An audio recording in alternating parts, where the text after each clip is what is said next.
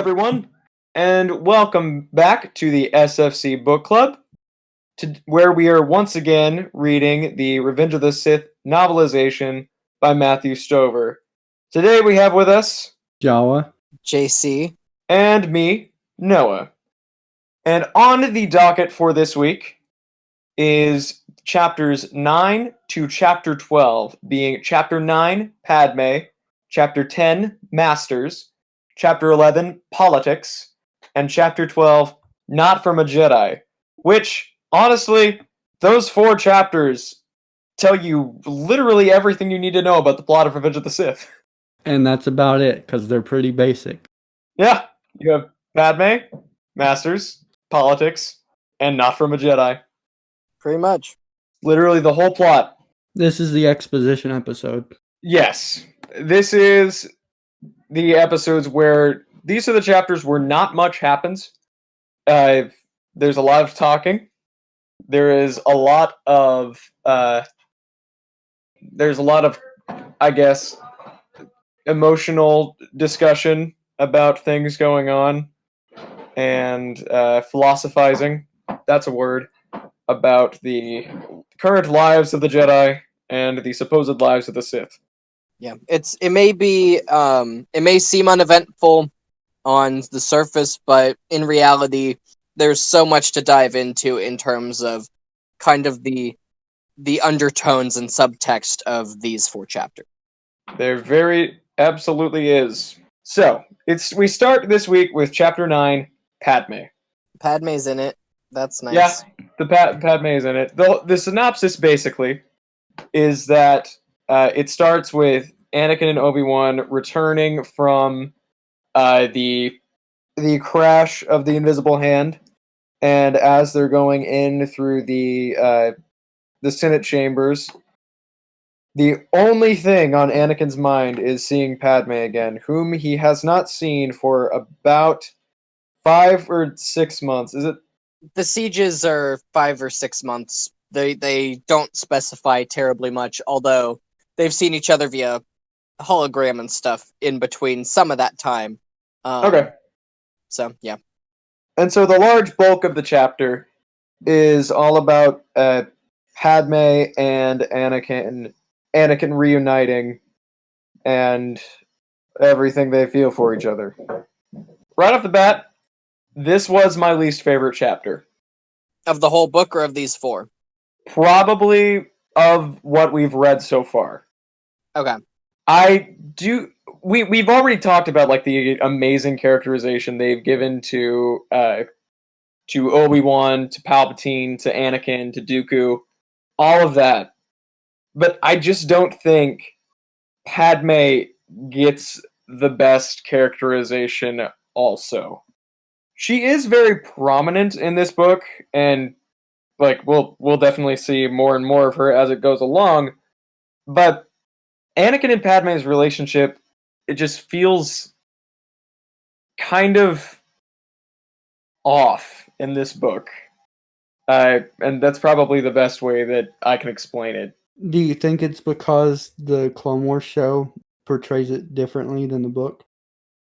Possibly, but I would think so. I actually don't think so based on my problems with it as it's presented here, actually.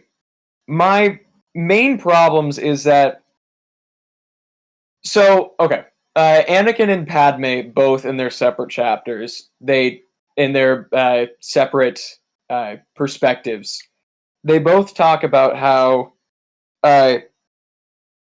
each other, like, that is the only thing they're living for. They are the sun in the sky. They are the wind in the trees. They are literally the whole universe to them, and every single moment is just a lead up to the next time they can see each other, which is fine, but it feels like it's a bit at odds with what actually happens when they do meet each other, because I would say pretty much every single time they see each other in this book or have a conversation, it always ends with them fighting about something, be it the Jedi, the politics, the new baby that's coming.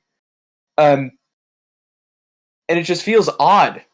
Like if they really did feel that they were, like, if it was the happiest moments of their lives to be in the same room with each other, I feel like there would be at least some conversations where they'd like be kind and happy and like the whole time. And I get that they're, in a war. Yeah, I was gonna say it probably has to do with the strain of Padme. Well, both of them have to hide the secret, but then Padme trying to be a senator, and then Anakin at the same time trying to protect essentially the galaxy. So they're both pretty stressed out at this point. This is true. Well, I may have a controversial opinion, at least compared to you guys, is because I feel like what they did with the relationship in this book, I think, best mirrors George's intentions.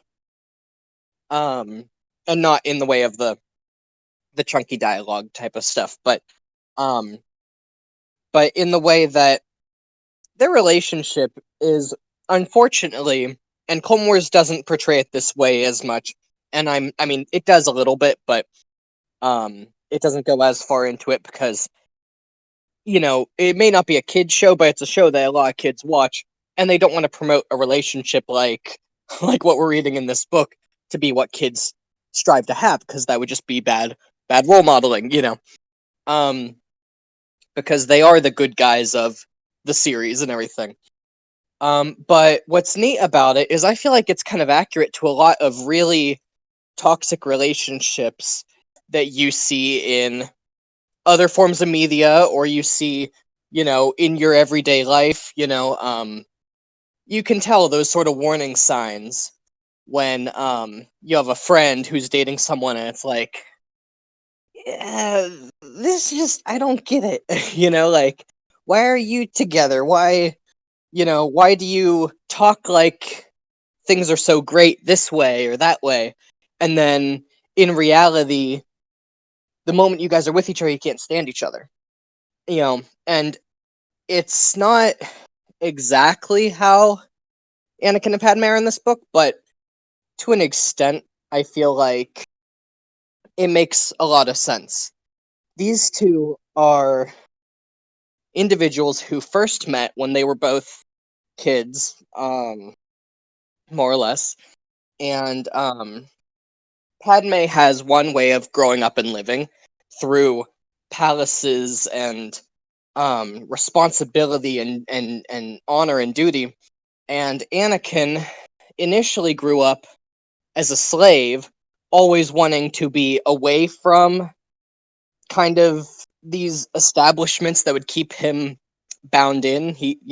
Anakin's arc in the whole saga is trying to escape being a slave. And so he thinks being a Jedi will get him out of that feeling of slavery with Watto. So he always dreams of it. He always wants to come back and free everybody.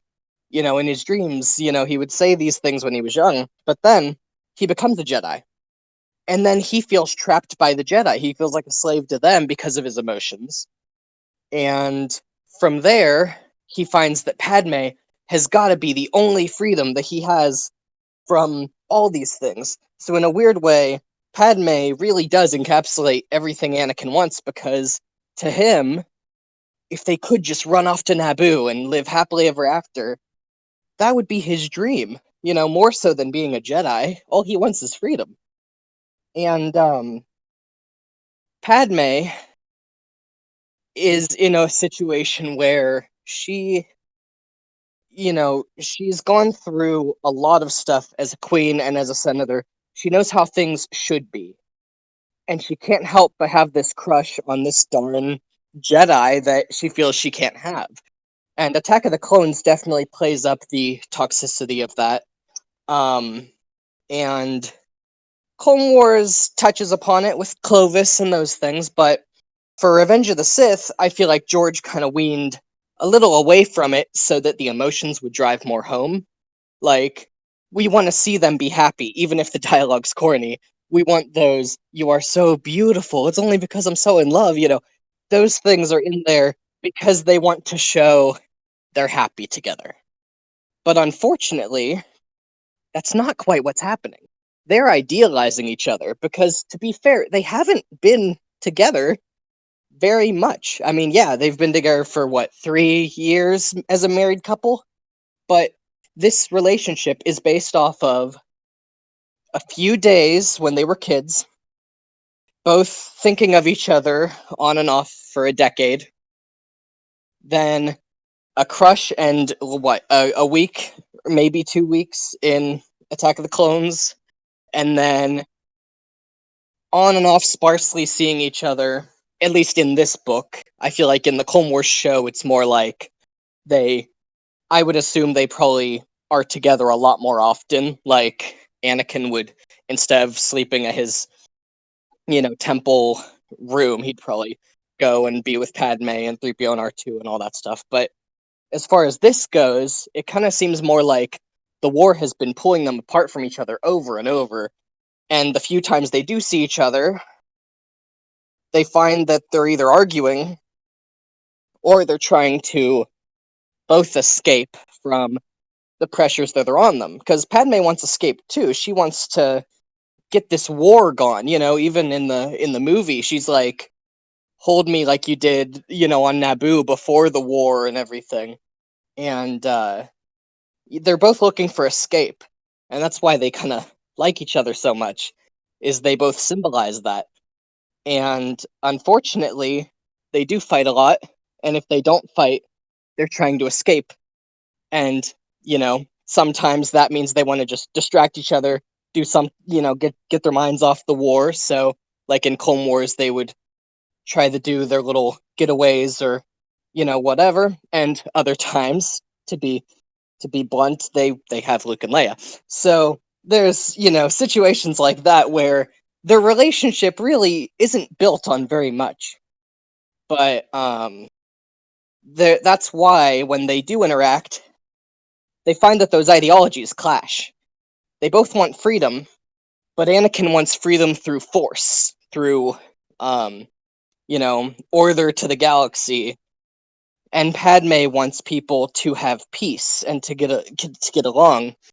And I think they do want the same thing on the flip side. Padme, mentions that she wants order, but she doesn't want it at the cost of having essentially an emperor. And Anakin's even like, in episode 2, he's like, well, they should be made to listen, made to understand. So I think it's kind of interesting to see that these two are both so beaten down by the war, and all they want is to run away together. And it's a really romantic, you know, idealism that they both share. And yet, it's the one thing that they can't have, because even when they're together, they're both looking over their shoulders, they're both stressing about the war, and they're both fighting with each other because they haven't been with each other very much at all throughout their quote unquote marriage. So I think it's really in character with both of them and the relationship in this chapter overall. That is honestly something I hadn't considered.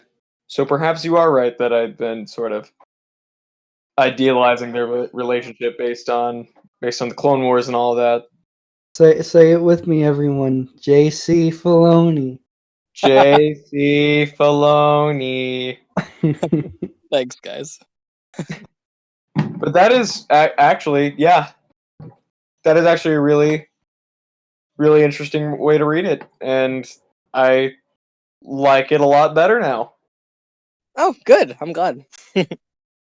I still think that Padme's character is a bit at odds with what I'd like to see from. Oh, Like, yeah, definitely. Like Padme's character in Revenge of the Sith, just on the whole, is really different from her character in Attack of the Clones or even the Phantom Menace, because in both of those movies she's very take charge. She doesn't. She's smart. She's savvy. She's almost cunning with the way she leads Naboo. And then on Revenge of the Sith, she kind of goes reverts into like a uh, sort of passive character in the movie, with her getting pregnant and then for the rest of the movie doing not very little aside from consoling Anakin. I just like to see more of her like firm character return. Yeah, and I mean to be fair, I will say in her defense, she's you know she is at the very end of a pregnancy that the father hasn't been around for, and is and has not one but two kids in there, and she doesn't even know that it's twins. So this girl's been spending all this time fighting strong, and I mean I know as we go into the next few chapters, we're going to get into the delegation of 2000 deleted scenes from the original movie, but just this idea that Padme's probably she should really sit down. She should really take a load off. And so it does make sense, but I feel like they don't convey it like that. They convey it like I'm here standing around to be Anakin's motivation. Exactly. Like I understand that is a like it's a good way to go because it does feel like she deserves a break, but I'm not sure the book or the movie ever truly makes it feel like she deserves a break. Anyway, and Well, then sorry, I'm randomly interested in this topic because you just reminded me, Noah, of a scene that is not in the book or the film that George deleted, but it is. I mean, it's canonicity in dispute. I've read it in the behind the scenes books. They had written a scene where Padme, and this would have helped with that specifically, making it come across better. And they just cut it because runtime and all that. Where Padme she keeled over, and she basically finds Yoda as soon as possible, and is like, and basically, I guess just vents to him the total truth. Like, I don't know about Anakin, but she says she's literally like, "I'm pregnant, oh and really? I feel so sick. This is beyond our normal medics are able to do." In the 500 Republica and in the Coruscanti doctor's stuff, and she goes to Yoda and is like saying these things, and Yoda puts the Force on her stomach and is like, powerful in the Force are they, or maybe not they. He might just say like he senses this power in her, and as Padme is having these labor pain type stuff. I mean, it's not labor yet, but as she's having these pains from the Force, um, similar to WandaVision, actually, things start to float around her and go crazy, and Yoda's like really surprised. And the way George said about the scene is, it had to be cut. There was no way it was that it was gonna stay. But he said that in that moment, as she carried these two twins, Padme had the highest Metachlorian count of anyone ever because she had the two children of Skywalker in her, as well as any latent Force sensitivity, the same way, Poe Dameron taps into the Force when he flies his X-Wing, or, all those things that have been talked about in canon various times, that everyday people have the Force in small ways too. That is odd. I did not know that existed. It's very odd. I would watch the Dr. Yoda Disney. Yes! The father Anakin is. I'd love that. Dr. Yoda is a parody of Dr. Phil. Oh no, it's like, not that kind of doctor am I.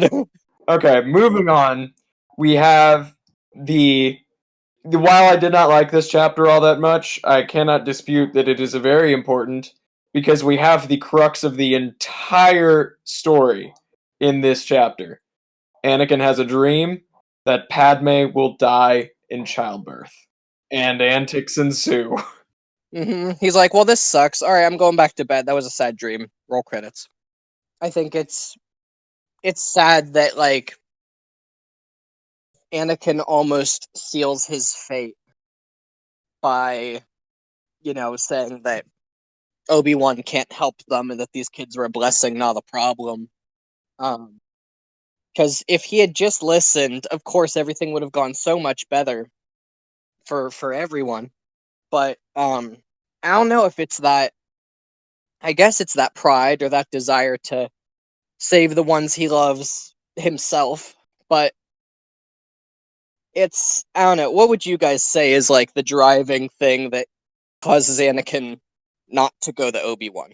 There's a line where or Padme says to Anakin, she's talking about Obi-Wan. She says, "He's your friend. He loves you." And then Anakin, he says, "Maybe he does, but I don't think he trusts me." Yes, exactly. And it's being nailed home like by the Jedi themselves, like at the very moment, which we will get into. But it's a very interesting sort of another huge parallel between the two that was nailed home in canon with like Satine, for instance. Both Anakin and Obi-Wan, when it comes to breaking the Jedi code, they would almost rather die than tell the other, because they don't want the other to either think less of them, or they think that the other would completely turn on them, which as has been demonstrated time and again, we in the audience know that they would never turn on each other. Well, okay. We the audience know that to that point they would never have turned on each other. Because they loved each other so much, but they both didn't think that they would be able to trust the other. And it really is. That is the most heartbreaking part of reading this book for me, because Anakin and Obi-Wan's relationship is so core to this story. And there's so many times in this book when if Anakin and Obi-Wan were just honest with each other, Anakin honest about Padme, Obi-Wan honest about the Jedi, the entire the whole consequence of the story would have been avoided if they'd only been able to open up and trust each other. I mean, that's really, in a nutshell, the tragedy of Darth Vader. I mean, alongside the whole, to save the one he loved, he accidentally killed the one he loved. But yeah, Palpatine played them like a fiddle. Yeah, it's just sad, and I hate that the very last line of Chapter 9 is just, please don't tell Obi-Wan, okay? That hurts so bad that he even feels like he has to encourage Padme not to trust Obi-Wan for his sake. And it feels like you're being stabbed constantly. I guess that leads, with this talk about Obi-Wan, that leads in pretty well to Chapter 10, Masters, which is very much Obi-Wan focused. And the whole story of this specific chapter is the Council makes it clear that they no longer trust Palpatine, and they bring forth this motion. Oh, yeah? This chapter makes me so mad. Oh, yes. Because Mace Windu and Obi-Wan, they're so close to figuring out Palpatine is Sidious. It's so close. Right. We're getting there. We're getting there. Just let me finish the summary. All I got, like, the summary, like, the Jedi Council convenes, and they make this plan to investigate the senator. The Chancellor, investigate Chancellor Palpatine, because they believe that there is a Sith Lord controlling Palpatine, and so they make the plan to have Anakin spy on the Chancellor, and then crap hits the fan. It's just it's like they're so close. It has to be the only reason they don't figure out that Palpatine is Sidious has to be like Sidious doing some kind of dark side crap to cloud their vision, because they know like I don't know what is missing for them not to connect the dot. Like it's they say stuff, it's like this whole war may have been a plot by the Sith to destroy the Jedi Order. Yeah, you think? And it mainly it's Mace's line where he says the dark side of the Force surrounds the Chancellor. And then the next logical conclusion is maybe not the Chancellor himself. You know the big blue-horned guy, Masamita? I think I think he might be the Sith Lord. Jar Jar, maybe he's the Sith Lord. He's around Palpatine a lot, right? I mean, Jar Jar is the one that gave Palpatine emergency power. They're both from Naboo. There's something about like Clone Wars Season 7 and now this book that makes me it makes my skin crawl whenever I hear about the goings on in the Jedi Council, specifically with Mace Windu. What is this guy's deal? It reminds me a little bit of like something like the people you look up to aren't as pristine as you think they are. Yeah. Like from the outside they're like all high and mighty, but from the inside they're actually almost as corrupt as some of the people you consider the bad guys. And I think Palpatine gets into this a little bit. He does. In the Darth Plagueis chapter, so I won't go a whole lot into it, but basically he's like, everything is a point of view. Nothing is pure good or pure evil. From a certain point of view. Mace Windu and Yoda, they spend pretty much the entire chapter. They never once really put the blame on themselves, which is something I've noticed really, really, it happens so many times. They mentioned that, like, the dark side has clouded the Force. The dark side has kept this war going. The Sith have been the ones controlling it this whole time. All of the bloodshed is, like, it's because of the Sith. And if we can stop the Sith, then everything will be fixed. Like, we'll be peachy keen. But they just refuse to accept that they are at much as fault as, or even more so, as the Sith, because the Sith are they are obviously trying, Palpatine at least, trying to keep this war going. But the Jedi, they let it keep going because they don't recognize their own faults. They refuse to accept surrender. They refuse to read into the Sith at all. And it's all because of their own arrogance and hubris that keeps the war going almost. The other thing that really frustrates me about this chapter is that the only one who ever comes close to even questioning the problems going on is Obi-Wan. And anytime he ever does, he gets shut down. Yeah, he gets shut down, and you can tell he's actually been indoctrinated to the point where, like, if he has too much respect for Mace Windu and Yoda, in that whenever they say something to like shut him down. He pretty much immediately is like, okay, sure, and just shuts up. It's funny because I think Mace feels like they talk later in the book about how much Mace loves the Republic and everything, and the idealism and romanticism of what the Republic should be.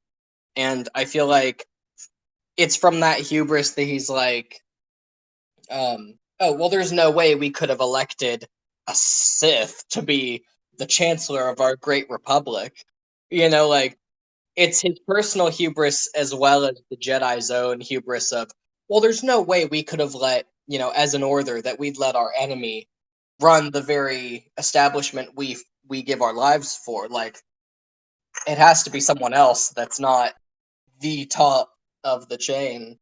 Do you think maybe some of the Jedi, maybe not some, maybe only a couple, maybe just like Mace Windu, do you think Mace Windu starts to think, before like Anakin confirms it to him, starts to think that Palpatine really is Sidious, that he actually does put the dots together, but he doesn't bring it up to the rest of the council because he doesn't want to admit that the Jedi, like you said, like the Jedi don't want to admit that they are under the control of the Sith Lord, and that he's gotten by them like right under their noses for all this time.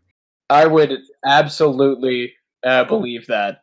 I think Mace's deepest, darkest fear is that Palpatine's the Sith. I don't know if he consciously knows it the same way. I don't think Ahsoka consciously knew about Vader's identity. Like, how like she was like, I was beginning to believe I knew who you were behind that mask, or like when he said the apprentice lives, and she's like, this presence that I haven't felt since the Clone Wars, but she doesn't straight up be like, oh, it's Anakin. It's so hard to believe and to grasp, and it would shatter Mace's, point of view so badly that he chooses not to, because that would effectively be his shatter point. I would absolutely, I would absolutely have no trouble believing also that a lot of the other Jedi were just too stupid to figure it out, or like had their heads so far up their butts that they just didn't. Like, especially Ki-Adi-Mundi. He has a long head, but that entire head is just all the way up there.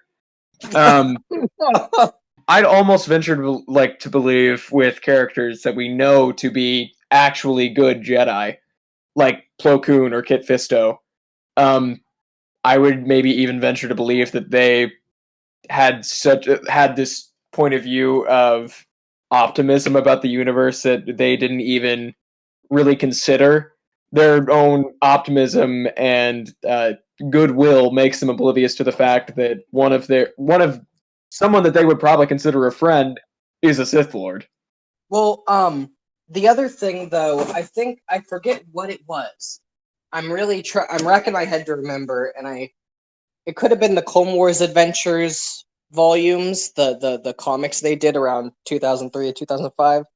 But I think these Clone Wars comics did an issue, or maybe it was some other Legends thing, but at some point in Legends, there is a moment I remember where a Jedi puts together the pieces of the puzzle, and this small group of Jedi goes to confront the Chancellor about something, not realizing quite the breadth of he's the Master Sith Lord, but they realized the Chancellor's working against the Republic. We need to talk to him right now and see if maybe he's been coerced into doing the wrong thing by a Sith. Maybe someone has been, kind of Grima worm-tonguing this poor, sweet man, but we're also suspicious of him, so let's be cautious. Like, keep your hands near your lightsabers, fellas. And they go to confront Sidious, only for Sidious to slaughter all of them and hide the bodies. Amazing. And then immediately after he hides the bodies, in walk Mace and Yoda to talk with him, completely oblivious to the fight. Dang. That's amazing. He shoves the bodies under the chair, and Mace Windu just sits down. Yeah, no, better yet, he just shoves them under the carpet, and they don't even notice. They just like trip, and they're like, you may want to vacuum." So I think you need to straighten your rug. What does that smell? Oh yes, I was cooking barbecue. No. Don't worry, the meat is quite tough. Oh, I mean, if it's a bunch of different species, it's technically not cannibalism. now the Jedi start to justify cannibalism because of their hubris. The war like stops rations from coming to the temple, and they're like, well, I like seafood. Hey, Kit Fisto. Mace Windu just says, I'm gonna go to the archives real quick. I'm just gonna erase a couple things, and we'll be good. Yeah, and in talking about this, their almost complete hatred almost towards Anakin and Anakin's very existence is very on display. They're upset that he's more powerful. They're upset that he has a friend, like he has an attachment, which is ridiculous. They're upset about all of this, and never once do they consider Anakin as like an actual person in their discussion. They're always just talking about whether they can make him do what they want him to do, i.e., spying on Padme. And Obi-Wan is making the most half-hearted defense of Anakin the whole time. Mm. Obi-Wan knows what the council is doing is wrong, but he is afraid to stand up for it, because if he does, then he'll get thrown out. Yes, And exactly. that's because he even says to Ahsoka in Clone Wars, he's like, the council isn't always right, and he's like secretly asking her, about helping Anakin, and she's asking him about helping Anakin, but Obi-Wan feels there's nothing he can do, and Ahsoka doesn't tell Yoda and the gang for whatever reason. Anyway. Do you think that if the war went on any longer, do you think Obi-Wan would have eventually left the Order? If it would have gone on, I'm not sure. If it would have gone on long enough, maybe a couple more years, and like say that Palpatine's plan needed to take like 5 years instead of 3. Maybe if it went on long enough, and Anakin got more and more forceful in his beliefs, like against the Council, maybe Obi-Wan would have seen the problems and been like, okay, you guys have obviously lost any semblance of the knowledge of the Force, and so I am going to leave, but I'm not sure. I don't think Obi-Wan would have. If he would have left, he would have left for Satine. I could see Obi-Wan also. I feel like the only things that could get Obi-Wan to leave is had Padme talked to him about the kids, and he would have been like, "I'll come with you." Like Old the Jedi. Uncle Obi-Wan.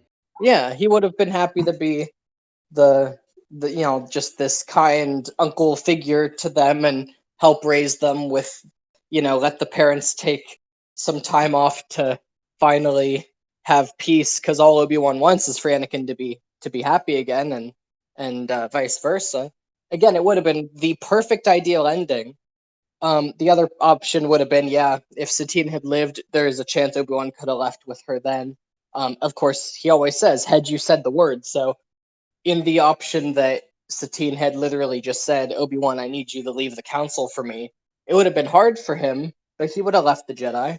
And the only other thing about that is, I don't know if Obi-Wan would leave the council if another couple years were added on. I think he would try to help the council. He'd step to the middle of the council floor and give this rousing speech about how the Jedi have fallen so far from what they once were, and we've all let our hubris blind us. I've let my hubris blind me. We've been treating Anakin like a tool instead of as our friend and, confidant and as a person. Like, he is a slave to the Jedi Order. And that's not on him. That's on us. That's not on the Sith. He would probably get a lot of them to see the error of their ways. And that's a possible. I think it could go either way depending on the circumstances. That is true. Sure, absolutely. I don't think someone like Mace Windu would have been willing to change. Oh, he wouldn't have changed. He would have maybe gone dark side. Yoda, I would have, I feel, because, like, as we've seen in the original trilogy, take something important enough, and Yoda was able to completely change his philosophy about the Jedi, and, well, there we go there. Yeah, I mean, Yoda's an amazing character, because everyone always complains about prequel Yoda for having a lightsaber and doing all these things and acting in these ways. They're like, that's not the Yoda of the originals. And it's like, exactly. That's his arc. Like, Yoda never stops talking about failure in the Disney canon. Like, that's all he talks about in Rebels and Last Jedi and everything. He's like, that's his whole shtick is he's learned and he doesn't want it to happen again. So he's gonna start making things right. Speaking of Yoda, I think that is another great segue into chapter 11, politics. Because this chapter starts with Anakin going to Yoda for advice. This is a chapter, like, this is one of the first big deviations from Revenge of the Sith as we know it, because of the very big focus on the deleted scene. And the main bulk of the chapter takes up Obi-Wan asking Anakin to follow through with the plan to spy on the Chancellor, and Padme at the same time is being called by Mon Mothma and Bail Organa into a meeting of senators, to discuss what might be done about the worrying implications of Palpatine's current rule. Yeah, I love the Delegation of 2000 subplot. I like the actual deleted scenes upon which the book stuff's based. I need to watch the deleted scenes because I've never watched them, and then I'm dumb and I didn't know that Disney Plus had the behind the scenes stuff. And so really? I'm gonna have to go back and watch them eventually. Oh, awesome! You'll have a blast. They have a lot of stuff from the books in there. Yeah. But yeah, it's interesting to see because Bail and Mon are both really, like, they're good people. They're not they're not going to extremes like Saw Gerrera, and they're a little overly cautious. Sure, Padme would rather settle things with words, with this petition thing they want to sign and try to get the Chancellor to realize what's going on here, and Anakin would rather solve every problem with brute force. But yeah, it's weird to think that in a weird sense Padme helped incite at least the first seeds of rebellion, and how that all kind of actually I think the one deleted scene was actually called Seeds of Rebellion. But it's just neat to see that in some little way she was involved in the beginnings of what would eventually become the Alliance, but Definitely. that it came at the cost of, we can't talk to the Jedi about this, and it's like, if you're going to join this rebellion, you're going to stand against Anakin. And ironically, that statement stays true for the next 20 years of Star Wars. Yeah. Yeah, it does. It really does. And it is very interesting that right at this time, at the same time, you have the conversation between Obi-Wan and Anakin, where Obi-Wan is almost presenting the exact same possibility for Anakin, whereas like you're fighting against the Chancellor because we fear that he's taken too much power. But Anakin, being Anakin, he will have none of it. It's unfortunate that even, I mean, I know we've talked about Anakin and Padme's dueling ideologies, and when they do complement each other, it, shows their connection. But with Obi-Wan and Anakin, I feel like they're as similar to one another and yet starkly different as you can get. And that's what makes them such a great foil for one another and such a great complement to one another. And you can definitely tell in this specific conversation, which might be my favorite between the two of them so far, you can really tell that they're both almost able to come around to the other side. Like Obi-Wan is very clearly very uncomfortable with what he is being asked to do and what Anakin is being asked to do. And you can tell, like, in his heart, he feels that this is not right. This is not what the Jedi are supposed to do. And so, in this conversation, he's trying to justify it as much as he can to show Anakin that it's really not so bad, really. And then Anakin sort of having the same thing, where Obi-Wan is explaining the fears of the Chancellor having this much power to him, and Anakin knows that there is some sort of an issue, because he even says, like, well, if this is a problem, why do the senators keep voting him in? Why can't the Jedi just do something about it? There was a quick scene between Palpatine and Grievous that we kind of glossed over, which is it doesn't add much. First it was Grievous and Gunray, and then Grievous and Gunray, Palpatine. and then Grievous and Palpatine. It's not the most important scene, but it is kind of fun to see once again just what Palpatine thinks of Grievous. Mm-hmm. And I actually thought the conversation with Gunray was a little bit more interesting, just because I don't really think much of either character other than just Grievous is really cool at killing people, and then that is true. Newt Gunray is a stereotype and has a lot of money. And so their conversation was interesting because I got to see a little more of both of those characters. On the topic of the Palpatine Grievous conversation. Now, I forget exactly when their conversation is placed in this book, but in the film, the way it's cut together is they have the Palpatine Grievous conversation, and Palpatine's like, soon I'll have a new apprentice, one far younger and more powerful. And then the film cuts to the pickup scene that George filmed, that was Anakin and Padme doing that kind of goo eyes conversation right before Anakin's first nightmare.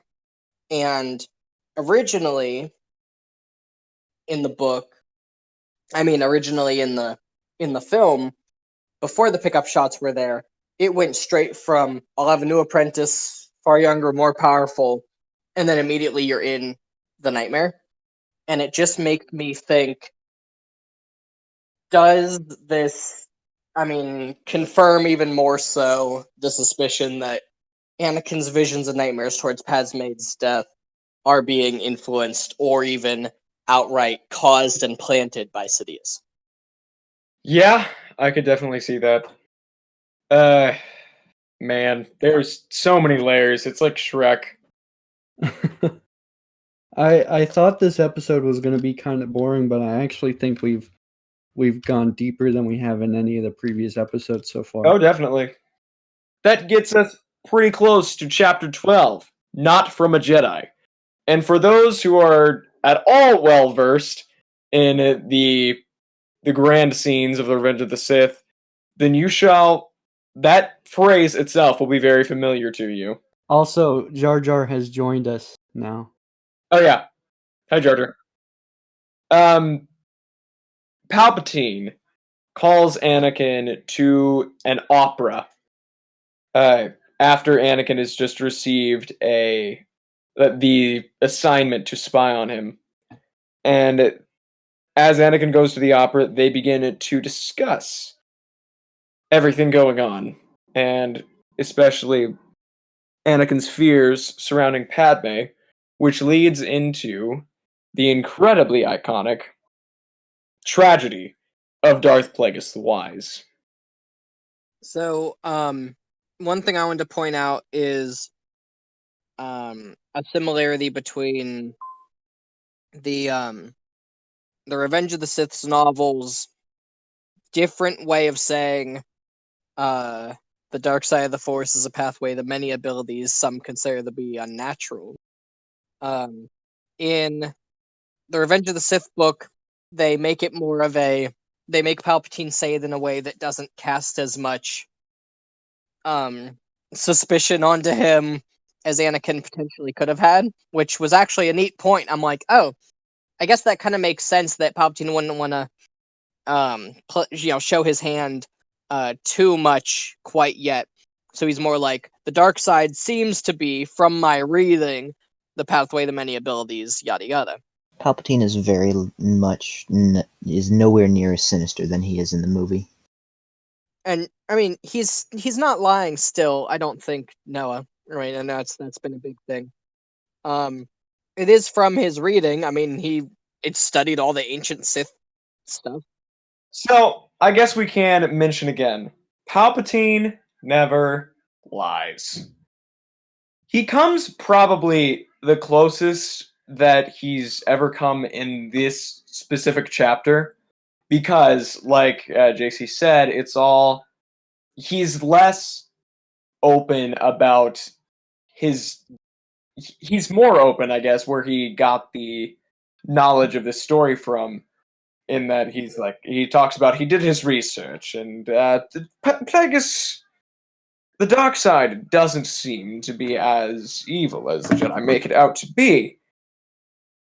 And yes, it is dishonest, but it is the truth from a certain point of view. I feel like you could use that defense on anything. Oh, you could, but I mean, it works in this instance because really, he's not lying. He is probably the most knowledgeable person on the dark side to have ever existed. And he totally toots his own horn at the end. Yeah, exactly. Palpatine. Gotta love him, gotta hate him. It's so fun that as soon as Anakin sits down, he's like, "The Jedi have asked you to spy on me, haven't they?" I thought they might. They just have they asked you to break the Jedi Code, to violate the Constitution, to betray a friendship, to betray your values? He just paints such a great picture of, I've always been there for you, and the Jedi have been breaking promise here and there. And it's just so great because he highlights the worst of the Jedi and the best of himself to create this totally warped picture that is, to some extent, very true, and yet to some extent, the complete opposite can also be given a proper argument. Whenever he talks about the dark side, he's always like, well, think, Anakin, could this possibly be good in a way of thinking? The Jedi are not the only good in the universe, and good is different for everyone. But then when he's talking about the Sith as like an entity, he's only talking about himself. So he recognizes that the dark side is like its own part of the Force, but he almost has the same outlook as Anakin. in that he sees the dark side as something that will bend to his will. And that is something I never really caught before until reading this, and reading the "This is Anakin Skywalker" sections and his perspectives on what the Force is to him. And like we mentioned a few weeks ago, he views the Force as only something that is there for him, just to control, because his will is greater than the Force's. And it's almost exactly how Palpatine sees the dark side. Or the Force as Palpatine controls it. He sees it as something that will never be taken away from him because he is the sole one true owner of it. Yeah, and I mean, I think Dooku felt the same way when we went into his head, about controlling and warping the Force to his will. I think that's a big difference of the dark and the light. Is generally light-siders follow the will of the Force, or, unfortunately, justify their actions claiming it to be the will of the Force, whereas the dark side says, the will of the Force is subservient to me. It's my will that the Force follows. And it's really interesting to see these two sides of the same coin, and even how, one side can so easily switch to the other. It is interesting that the idea of from a certain point of view comes up a lot in these chapters. And usually, especially in chapter 12, this idea is perpetuated by the Sith, or Palpatine, who is all of the Sith, by the way. It's perpetuated by Palpatine in that, from a certain point of view, the Jedi are evil, and the Sith are good. Who are you to say that you decide what is good or what is bad, or that one side decides what is good, what is bad? I'm not a fan of this idea in fiction usually, because it's used to justify a lot of things that I think are, just like objectively wrong, and just saying like good is subjective. There's no absolute good. There's no absolute evil, and I don't believe that. I think there is absolute good and there is absolute evil. But in Star Wars, it's a bit different because the Force is portrayed so clearly in a lot of different ways. In like the will of the Force, what the Force decides, what it wills, how the Force is used for the power it gives. And so, seeing the continuation of the from a certain point of view idea feels right in this particular instance. But I do think it's very, very interesting to see that Palpatine is the one sticking with a certain point of view idea. And then later, in Revenge of the Sith, we get Obi-Wan, who is, for all intents and purposes, Palpatine's direct opposite on the spectrum, now believing in the idea of a certain point of view. Man, I need a drink. Chapter 12 is so much about Palpatine's ideology, why he feels he is uniquely suited, I guess, to be the ruler of the galaxy. And so looking at his ideology throughout the whole saga, from Clone Wars to Return of the Jedi to Rise of Skywalker, I do think it makes this clear tapestry of Palpatine's idea of power, and how Palpatine's idea of power is always himself. I think that kind of covers the... Does that cover the chapter? Let me see. Because we all know the tragedy of Darth Plagueis the Wise. Because it is... it might not be a legend the Sith would tell you, but we've heard it many times. So there really isn't that much to glean from the story itself, but really it is the clashing of the ideology between the clashing and I'd say the melding of the ideologies of Anakin Skywalker and Palpatine, because Anakin comes into the meeting full of the using anything he can grasp from the Jedi's teachings and trying to cling to them, even if it's weakly at first. Yeah, even when he's Yes. like, the Jedi are selfless, they only care about others. Like, Exactly. he's so upset. Palpatine's talk with him is just almost every single sentence he says tears down another wall of the Jedi's teaching, another wall of the Jedi's teaching, another wall, and and by the end of it, you finally get to what Anakin considers his true beliefs, and surprise, surprise, they align pretty closely with Palpatine's. I have one note for this entire chapter, and that is that at some point we need to read Plagueis. That's it. Definitely. Oh yeah, heck yeah.